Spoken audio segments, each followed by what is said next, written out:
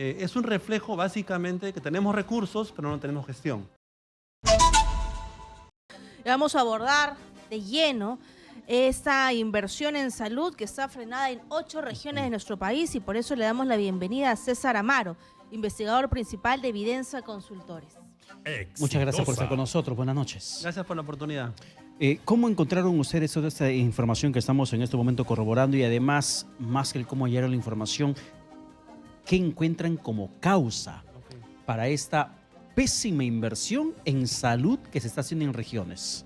Bueno, mira, Pedro, esto es un dato, fuente oficial, transparencia del Ministerio de Economía y Finanzas, ¿no? Uno lo puede ubicar ahí con relativa facilidad.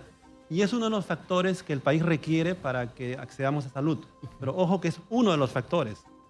Importante, pero no suficiente. Es un reflejo básicamente que tenemos recursos, pero no tenemos gestión. Y eso solamente es corroborar lo que ya sabemos históricamente en cómo nuestro Estado se desempeña, sobre todo en regiones y en gobiernos locales. Y hablamos de regiones con población vulnerable como Tacna, como Ancash, por ejemplo, como Apurímac, le sigue Callao, que bueno, hay tecnología, ¿no? Hay presupuesto, es parte del centralismo, me sorprende muchísimo. Y Pasco, Loreto. Así es. En realidad hay dos problemas serios, ¿no? En el caso concreto de inversiones. Hemos tenido cambios de gobiernos regionales y eso ha implicado cambios de equipos de gestión. Entonces, eso es lamentablemente algo habitual. Nuestro Estado no tiene una burocracia meritocrática, estable, ¿no? Que tenga, digamos, capacidades instaladas para que cambie el gobierno, pues seguimos operando esa maquinaria tan necesaria, ¿no? Eso es un punto importante. Pero un segundo aspecto importante es la carencia de herramientas de monitoreo desde el nivel nacional. Es decir, ¿cómo está marchando eso? Estamos mes de agosto del año, ya no estamos en el primer trimestre y es un aspecto que ha debido de prevenirse con anticipación. Apoyo técnico, seguimiento para que esta ejecución sea más adecuada. Pero un tema importante que quizás la noticia no destaca es la calidad del gasto. Exacto. Lamentablemente, en nuestro Estado premia la ejecución presupuestal. Pero no mide la calidad. Entonces, hay un problema mayor. Estamos mirando una dimensión de parte de la solución. Regreso a ese argumento. Ojo, el tema de infraestructura y equipamiento es importante, pero no es suficiente. Entonces, hay un problema de calidad de gasto, hay incentivos para que uno ejecute recursos y para una salida parcial, que el problema no lo resuelve. ¿Qué es lo que justamente mencionábamos en el caso particular de Ayacucho y de Tumbes, donde sí hay una relativa buena ejecución del gasto? Ayacucho con el 52.9% de los 127 millones asignados en el tema de salud, y Tumbes sí aborda el 70% del gasto en el tema de salud de su presupuesto. Sin embargo, ello no es sinónimo de una buena ejecución. No es sinónimo de calidad. Sin embargo, quiero un poco regresar a las regiones afectadas. ¿Podría vincularse la poca inversión en estos momentos al ciclón Yaku, a las protestas, bloqueos, al niño costero, a las emergencias por lluvias? ¿Se podría decir a consecuencia de es que no están invirtiendo? A ver, en realidad las inversiones o la gestión debe poder soportar esos eventos de nuestro cambio climático, el entorno político y social, ¿no? Esa burocracia debe soportar esos cambios. Es más complicado, evidentemente, pero como mencioné al inicio, al no tener un equipo meritocrático instalado, estable, ¿no? Evaluado permanentemente, pues esa capacidad de gestión decae. Cualquier evento externo hace que todo nuevamente impacte negativamente, ¿no? O sea, tiene gente poca preparada. Bueno, no es ningún secreto que los equipos técnicos en regiones y en municipios tienen un nivel remunerativo muy bajo. No son competitivos y además no hay evaluación y no hay meritocracia. Eso no es ningún secreto, lamentablemente. Y eso ha sido acentuado de julio 2021 para adelante por todo lo que conocemos que ocurrió en nuestro Estado adicionalmente. Sin embargo, aquí nos cuestionamos, cada 4 años, cuando tengamos gobernadores regionales que asuman sus gestiones, tendremos nuevamente a funcionarios novatos. ¿Por qué tenemos que asumir ese problema? No debería haber funcionarios de carrera, se lo digo porque lo mismo pasa con las gestiones, seguramente el MEF también lo sacará, de desastres naturales y de prevención. Y que cada 4 años son cambiados. Luego, cuando hay un desastre, descubrimos de que hace 5 años el funcionario dijo que ese lugar era proclive a un derrumbe. Pero como lo cambiaron, nuevamente comienzan de cero. Porque eso implica un proceso continuo de reaprendizaje, pensando bien, no pensando mal en el tema de corrupción, que es muy delicado el tema de riesgo moral y corrupción, pero pensando bien que son personas que quieren hacer bien las cosas, hay un continuo reaprendizaje de lo que hay que hacer y enterarnos nuevamente de lo que ya se hizo. Eso es muy riesgoso, porque son recursos públicos que están destinados a temas delicados como salud, que reprendemos constantemente. Pero eso además es un reflejo del modelo de gestión nacional. Cómo el Ministerio de Salud, cómo los entes rectores nacionales se comportan normalmente, y eso es muy delicado porque además hemos tenido pues N ministros de salud, igual que en el Seguro Social, N presidentes ejecutivos, y eso impacta evidentemente en la calidad de la gestión de manera mucho más dramática. Y además es crítico que en Lambayeque, que ha sido golpeado por el tema de salud pública en el asunto del dengue, no se tenga una adecuada inversión en el tema de salud. ¿Cuánto impacta esto socialmente? Puede que la pregunta sea retórica, pero quiero escuchar su opinión. ¿Cuánto impacta el hecho de que una región tan golpeada en el tema de la sanidad, de la salud pública, no haga inversión en ese aspecto? El impacto en realidad es en la región mencionada y también es nacional. El propio MINSA establece un documento oficial que de cada 100 establecimientos de salud en general, en el nivel hospitalario, 97 están en mal estado. El primer nivel, 98 en mal estado. Entonces, es decir, prácticamente toda la oferta pública tiene dificultades de calidad de atención y de capacidades instaladas. Esa explicación me lleva a una siguiente e inmediata repregunta. Cuando hablamos de inversión en salud, ¿exactamente de qué cosa debemos hablar? Es importante esto, ¿no? Cuando uno habla de inversión, habla de nuevas capacidades. Es decir, tenemos un lugar donde se requiere una posta médica o un hospital a partir de una evaluación económica, técnica, epidemiológica, con la población alrededor, y el Estado decide con una racionalidad poner dinero nuevo como inversión para que esa capacidad aumente. Entonces es algo nuevo, oferta nueva, capacidad nueva. Lamentablemente también en nuestro país tenemos el chip del hospital. Estoy viviendo en un distrito determinado y quiero un hospital en mi lugar de residencia o en mi provincia. Y eso es un grave error porque el Estado no ha sabido educar también a la comunidad al respecto. Entonces hay un problema donde visualizamos inversión como algo nuevo para una solución de salud. Y como comentaba al inicio, y ojalá haya tiempo de comentar esto y a detallar más, no es lo único. Es importante, pero no lo único. Hemos tenido casos emblemáticos. Hace varios años ya, este hospital tan hermoso que está en San Borja, el Niño de San Borja, manejado bien, un lugar limpio, decente, hoy día un modelo interesante público-privado, se abrió, pero estaba vacío. ¡Oh, qué sorpresa! No había médicos, pues. Entonces tuvieron que hacer una serie de trámites adicionales, años de inversión en esos trámites burocráticos para que la planta médica se instale en ese hospital. Entonces no es solamente, repito, tener la infraestructura, la tecnología, que es muy relevante e importante, sino el recurso humano calificado. No solamente eso, el medicamento, la logística del día a día. No solamente eso, todo el mantenimiento que está alrededor.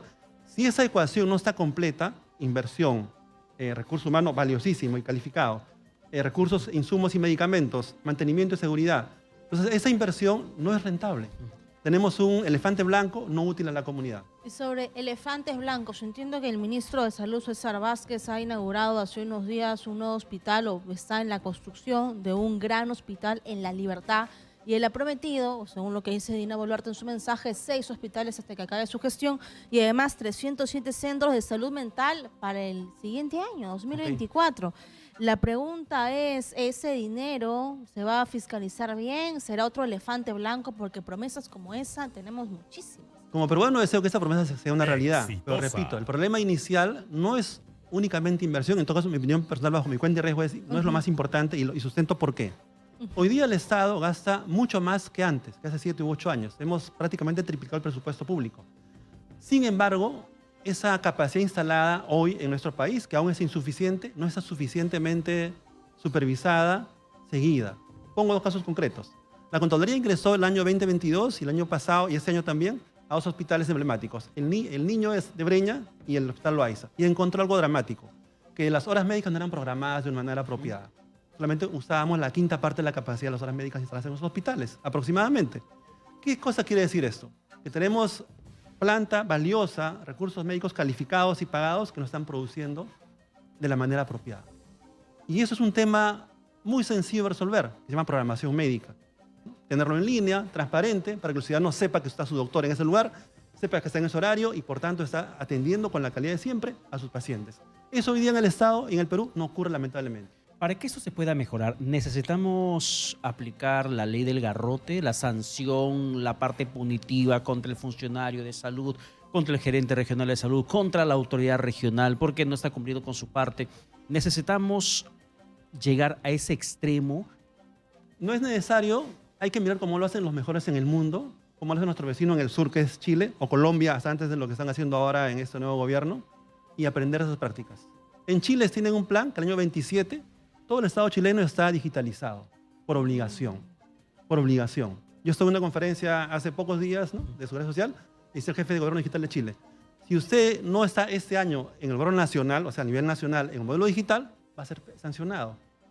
Yo lo ayudo, ¿va? Y decía el señor yo tengo toda la capacidad tecnológica para que, si usted no ha accedido, venga a mi despacho y entramos al modelo digital. O sea, hay sanción para el que no se digitaliza. Por supuesto. Entonces, ¿qué ocurre ahí, no? Pero la sanción va unido sobre todo a un paradigma. Nuestro Estado tiene dinero. Yo tengo datos. Hoy día, por ejemplo, el medicamento, que es mi tema, Senares tiene plata para productos oncológicos buenos para esos pacientes que están con dificultades graves. ¿Y que no los compran? Y estamos ejecutando hoy día el 17%. Entonces, no tiene sentido tener tanto dinero, no emplearlos o usarlo mal, de modo poco transparente a veces. Entonces, ¿cómo cambiamos eso? Con cambio de paradigma. No es más controles, más garrote o más normas, que es un absurdo, sino es cómo hacemos una gestión más transparente, basada en lo digital. Estamos en cuarta revolución tecnológica. Es un absurdo que el país no cambie eso. Y es una obligación ética del Estado hacer esa migración de inmediato.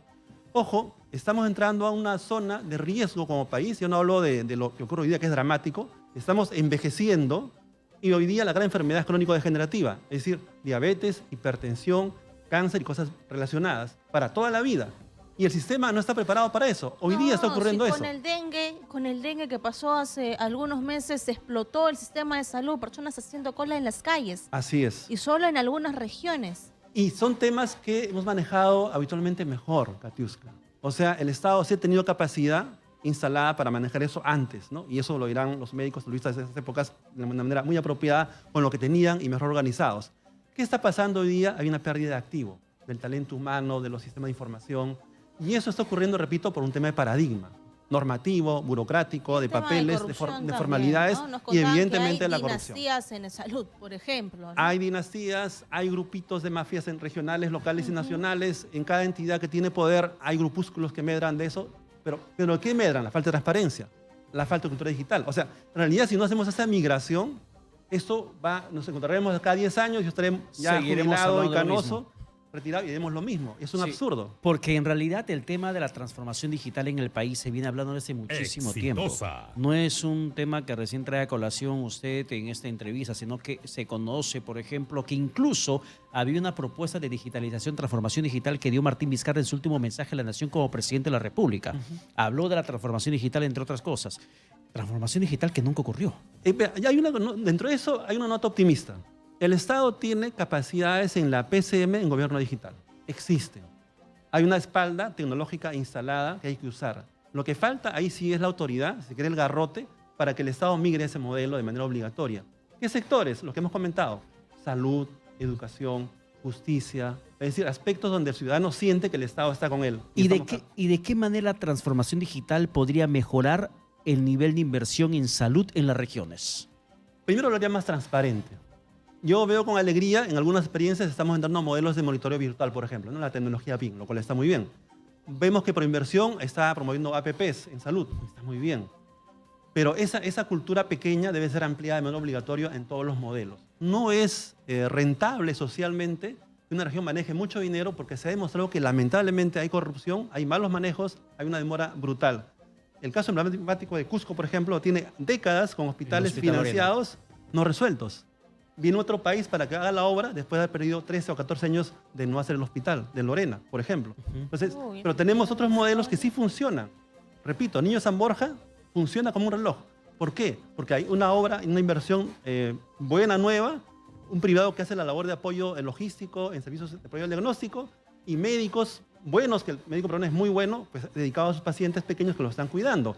Esa mezcla virtuosa en ese lugar emblemático de ser replicado en lo correcto, en lo eficiente en todo el país. Y eso, Pedro, no es muy complicado. Hay que hacerlo con ganas y con decisión. Así es, y ya para ir cerrando, ¿cuánto funciona la fiscalización ciudadana? Porque estas cifras no son datos que tiene solamente la prensa, son datos que lo pueden encontrar en el portal del Ministerio de Economía y Finanzas. Así y es fácil de poder acceder a esta información, sino que a veces no somos parte del cambio y no estamos fiscalizando de forma activa lo que hacen los alcaldes y los gobernadores regionales, porque incluso cuando hay una queja, una sensación de indignación, nos enfocamos solamente en el Congreso y el presidente. Así es. Pero ¿qué hay de los que están más cerca a ti? Hay un tema sociológico, ¿no? Los peruanos somos sobrevivientes.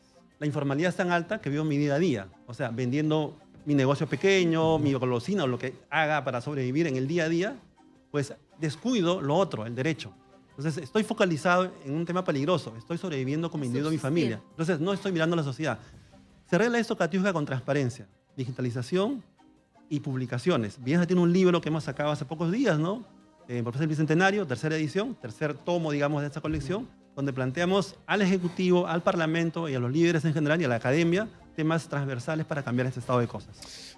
Un poco para ir cerrando la entrevista en estos momentos, señor Amaro, yo le quiero preguntar en el tema de medicamentos. Usted ha sido director del IGEMIT. Sí. ¿Por qué es que Senares, habiéndose encontrado la supuesta solución a la falta de medicamentos en el país, centralizando las compras en Senares, lejos de ser solución, es mayor el problema? El caso de los medicamentos oncológicos es un claro reflejo. Así es. El ¿Por qué vencimiento no de los medicamentos. medicamentos vencidos También. o compras Mal que, almacenados. compras que no se planifican correctamente? ¿A qué se debe esto? A ver, hay un tema que ha acentuado la crisis en salud y es la altísima rotación de ministros, directores y jefes. Jefes de Senares han pasado 4 o 5 en este periodo. Y ni Maradona, digamos, o Messi en el mundo logístico de Senares llega a ese lugar, lo va a resolver. Si está siendo cambiado cada 3 meses o cada 2 meses. Entonces, esa total falta de estabilidad nos trae un problema ya de gestión grave.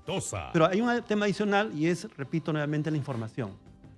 DIGEMIT es una entidad opaca, no porque su director sea malo. Entonces, yo creo que el que está actualmente es una persona competente, pero él no puede hacer nada porque no tiene sistemas de información robustos para que uno también pueda supervisar su labor cotidiana. Entonces, el problema grande es que el Estado es opaco, es inestable, no incentiva a buenos funcionarios, al revés los castiga, y eso provoca evidentemente que se queden ahí, bueno, las personas que buenamente quieren hacer una labor por su país o tienen intereses oscuros para otro tipo de negocio. Y la fuga de talentos, ¿no? Porque algunos dicen, vamos a bajarle el sueldo a los funcionarios, se acabó la planilla dorada, pero yo digo, alguien que hace un buen trabajo sí merece tener un buen salario. Y si van a bajarle el sueldo de forma contundente, ¿va a irse al sector privado o se va a ir del país?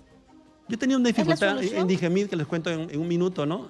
Había un equipo de planta nombrado, cuando veíamos la producción, su producción era baja, y teníamos un equipo que bajo el modelo CAS, contrato, tenía una producción importante.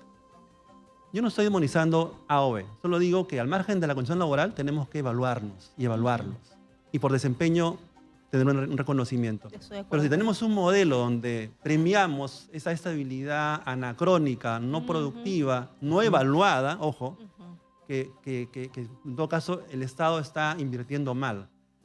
Derechos laborales, por supuesto que sí.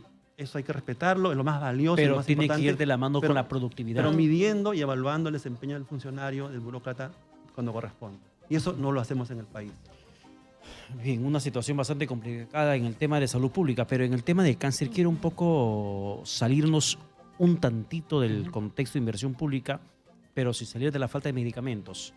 Se señala que, por ejemplo, Senares no está comprando medicamentos que se necesita, esos medicamentos modernos para tratamientos oncológicos, porque DIGEMIT no lo autorizó. Exitosa. Solamente autorizó a los privados, a las clínicas farmacéuticas privadas, pero para las compras públicas y dar un tratamiento mucho más eficiente con tecnologías modernas en el tema oncológico, DIGEMIT no aprobó hasta el momento para el sistema público, más sí para el privado. Por su pregunta, presumo que hablamos del petitorio. Sí, petitorios Ok. de medicamentos. En realidad, en el mundo privado, los seguros privados, el privado decide en base a su plan de seguros qué cubre y qué no cubre, y el médico define en función de ese plan. Es un derecho, digamos, particular, ¿no?, de privados. En el Estado, sin embargo, tenemos un listado seleccionado de medicamentos que la OMS sugiere sean seleccionados por su seguridad, su eficacia, ¿no?, y en función a lo que el país requiere. Es un listado importante que el Perú tiene una buena cultura al respecto. Pero lamentablemente confundimos ese listado con lo que el paciente requiere de manera especializada. Entonces no podemos tener una lista estándar para el país para el manejo de una enfermedad ultra especializada como es el cáncer. Entonces esa discordancia, como mencionas, Pedro, es real y provoca que el acceso sea restringido. Pero eso señala un hecho adicional que es grave. Hoy ya tenemos presupuesto, según la ley de presupuesto, el gobierno actual lo decidió bien, en ese punto está muy bien, hay recursos, pero no se están empleando. Y hay tecnologías que se pueden comprar. Entonces, ahí ocurre un doble problema. Hay varios problemas, pero digamos los dos mencionados. El petitorio tiene un enfoque muy sesgado a las necesidades globales, no a las especializadas, así es. Y segundo, los recursos del presupuesto público que existen hoy día, por ley de presupuesto, no están siendo empleados por lo que conversamos en un momento, la inestabilidad en Senares. Entonces, tenemos ese doble impacto negativo en los ciudadanos. El resultado, lamentablemente, es que los pacientes con cáncer no acceden a esas tecnologías. Ni las básicas, ni las especializadas. Y ese es un problema que hoy día, lamentablemente, está vigente y hay que resolverlo. Y se puede resolver también. Bien, gracias a nuestro invitado César Amaro. Él es investigador principal de Evidencia Consultores, exdirector de DIGEMI y especialista en salud pública. Muchas gracias por esta información. Exitosa. Y esperemos que al menos pues el ministro de Salud lea este libro que ustedes han publicado, a ver si tienen alguna solución, porque los afectados somos todos los peruanos, los usuarios, cuando van a hacer largas colas en salud de días y días y población vulnerable. ¿Cuándo van a solucionar ese tema? Katiuska, las soluciones en nuestro país y en el propio Estado existen. El tema es que se pongan en mesa, que vengan los académicos, esté la autoridad de salud obviamente, los financiadores públicos, que también existen, y tengan una ruta estable. El país adoptó desde el año 2009 el modelo de aseguramiento universal en salud. Entonces todos tenemos un seguro. Y hoy día, Katiuska, de cada 100 peruanos tenemos un seguro en salud 99. O sea, todos tenemos un seguro, nominalmente. Pero realmente no es así. Cuando va la señora a Canto Grande, al hospital de Canto Grande, con su niño por un tema de una infección respiratoria, no hay atención médica. Cuando va el señor por su receta médica para un problema de artritis o lo que sea, no hay medicamentos. Entonces, Quieres operarte de aquí a 2 años, pues. y eso encontrarás una es cama. dramático y es mortal. Entonces, la estrategia está planteada. Lo que no tenemos es una política estable, transparente, seguida digitalmente, para que sepamos que estamos fallando y lo corrijamos. Porque nadie es perfecto, vamos a equivocarnos. La ruta está trazada. Y repito, hay modelos en el Estado y en el Seguro Social que funcionan exitosamente. Uno es farmacia vecina. Eso funciona muy bien en el Seguro Social. En el MINSA, el Hospital Villa Salvador, es un hospital modelo de lo que Niño San Borja. El de Villa Salvador es un hospital público, o sea, modelo público puro y es limpio, adecuado, seguro. O sea, hay lugares que son centros de excelencia públicos que tenemos que mirar y aprender y extender como experiencia. Y también la labor con lo privado para que sumemos esa capacidad a lo que el Estado puede ofrecer a los ciudadanos. El tema de fondo es que el ciudadano reciba lo que requiere. Y hoy día eso no está ocurriendo y eso es muy peligroso. Bien, Muchas muchísimas gracias. gracias. Gracias.